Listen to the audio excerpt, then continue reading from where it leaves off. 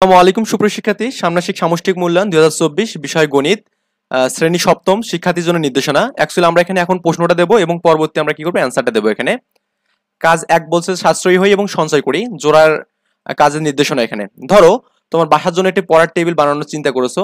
টেবিলটির বিশেষ বৈশিষ্ট্য হচ্ছে দৈর্ঘ্য এবং প্রস্থ সমান হবে। এখানে টেবিলটি বানানোর খরচ তুমি তোমার প্রতি মাসে হাত খরচ থেকে কিছু সঞ্চয় করার মাধ্যমে সংগ্রহ করার সিদ্ধান্ত নিয়েছো।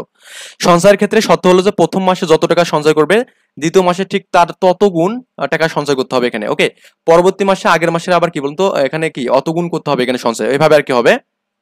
তো এই ক্ষেত্রে বিষয়টি এমন যে প্রথম মাসে যদি তুমি 3 টাকা সঞ্চয় করো, তাহলে পরের মাসে কি হবে, এখানে 3 × 3 মানে 3-এর উপরে স্কোর হবে, তার মানে 9 টাকা সঞ্চয় করতে হবে এখানে। ওকে, তোমার সহপাঠীর সাথে আলোচনা করে তোমরা দুইজন প্রতি মাসে কত টাকা সঞ্চয় করবে তা ঠিক করে নাও। প্রথম মাসে একটি নির্দিষ্ট পরিমাণ টাকা সঞ্চয় করবে এবং ধারাবাহিকভাবে কয়েক মাস সঞ্চয়ের মাধ্যমে টাকা সংগ্রহ করবে, টেবিল তৈরি করবে। এখানে টেবিলের দৈর্ঘ্য কত ইঞ্চি হবে, উক্ত টেবিল বানানোর জন্য খরচ হিসাব করবে, প্রথম মাসে কত টাকা সঞ্চয় করতে হবে, টানা কত মাস সঞ্চয় করতে হবে, তা জোড়ায় আলোচনা করতে বলছে এখানে। ওকে, আমি বলছি এবার প্রত্যেকে নিজের খাতায় প্রশ্নগুলো উত্তর লিখতে বলছে। বলছে 1 নম্বর যে সঞ্চয়ের হিসাব ছক আকারে লিখো, সংখ্যাগুলো কি ছকের মাধ্যমে সূচক আকারে প্রকাশ করা যাবে, ব্যাখ্যা করতে বলছে।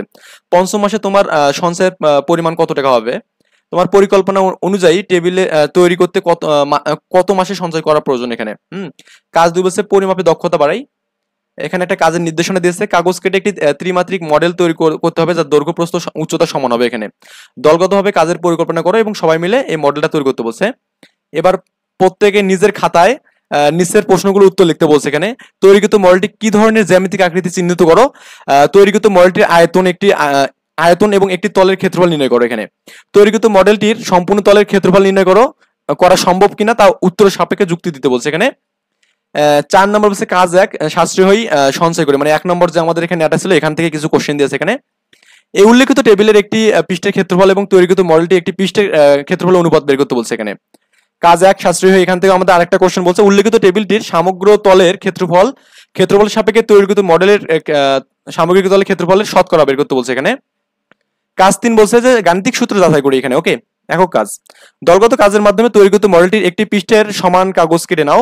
এবার নিচের সূত্রগুলো থেকে লটারির মাধ্যমে প্রাপ্ত যে কোনো একটি সূত্র বেছে নাও, অতঃপর উক্ত কাগজটি রং করে একটি মডেল তৈরির মাধ্যমে সূত্র প্রমাণ করতে বলছে। এখানে আমাদের a + b হোল স্কয়ার, এটা সূত্র a - b whole square plus 4ab, a - b whole square, এখানে কি a + b whole square minus 4ab, a square plus b স্কয়ারের সূত্র কি a + b whole square minus 2ab, a square b স্কয়ার c স্কয়ারের সূত্র হচ্ছে a + b + c whole square minus 2 * ab + bc + c। এখানে ওকে, কাজ 4 বলছে এখানে জ্যামিতিক আকৃতি বুঝে পরিমাপ করি। এখানে একক কাজ 2 A4 সাইজের অথবা আয়তাকৃতির একটি টুকরা কাগজ নাও, কাগজটি কর্ণ বরাবর কেটে দুটো অংশ ভাগ করতে বলছে। এখানে ওকে, আচ্ছা কেটে নেওয়া অংশ দুটি কোন ধরনের জ্যামিতিক আকৃতি নির্দেশ করে তা লিখতে বলছে এবং চাঁদার সাহায্যে যে কোনো একটি আকৃতির কোণগুলো পরিমাপ করে যোগফল করতে বলছে। এখানে 2 নংয়ে উল্লেখিত আকৃতি বাহু যে কোনো এককে পরিমাপ করো এবং বাহুগুলোর মানকে হর বা লব হিসেবে ব্যবহার করে যতগুলো সম্ভব প্রকৃত ভগ্নাংশ তৈরি করতে বলছে।